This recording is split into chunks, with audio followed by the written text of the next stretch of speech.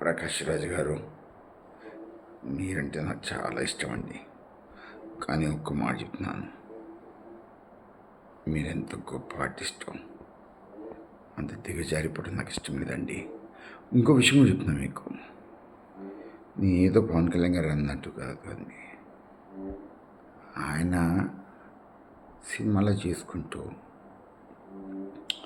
ప్రజాసేవకి చేయాలని వచ్చిన వ్యక్తి.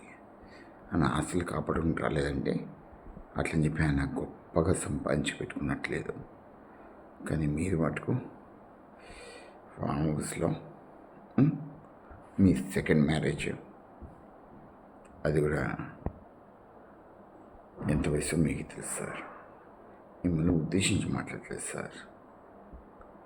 కానీ మీరు మాకు ఇన్స్పిరేషన్ ఉన్నప్పుడు ఆర్టిస్టులకి, ఏదో మేము చిన్న చిత్తగా చేసే ఆర్టిస్టులకి మీ ఇన్స్పిరేషన్ ఉంది. నన్ను ఎవరైనా హీరోగా తీసుకుంటారు సార్.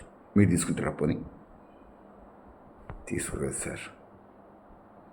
కానీ ఒక్కటి చెప్తున్నా సార్, మీ ఎమోషన్కి ఉండొచ్చు సార్, కానీ ఎప్పుడూ ఒకసారి మీరు మన ఏమంటాం చిచ్చుబుడ్లాగా, తర్వాత లక్ష్మీ ఆటంబంలాగా వేసేస్తున్నారు సార్. గొప్పలు సార్, మీరు గొప్ప ఆర్టిస్ట్.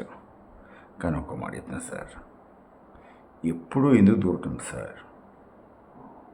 ఇప్పుడు మీరు అనుకుంటే మీరు రాజకీయాలు వచ్చేసి మంచి పని చేయండి సార్. డెఫినెట్గా మీరు మంచి పని చేయండి. మీకు సీట్ ఇచ్చే వ్యక్తులు కానీ, లేదంటే మీకు రాజకీయాలు చేయండి సార్. ప్రజలకు ఉపయోగపడితే నిజమే సార్ అది. కానీ ప్రజలు ఉపయోగపడే వ్యక్తిని కూడా మీరు వదలట్లేదు సార్. మీరు గొప్ప మనసున్న వ్యక్తులు మీరు. Thank you sir.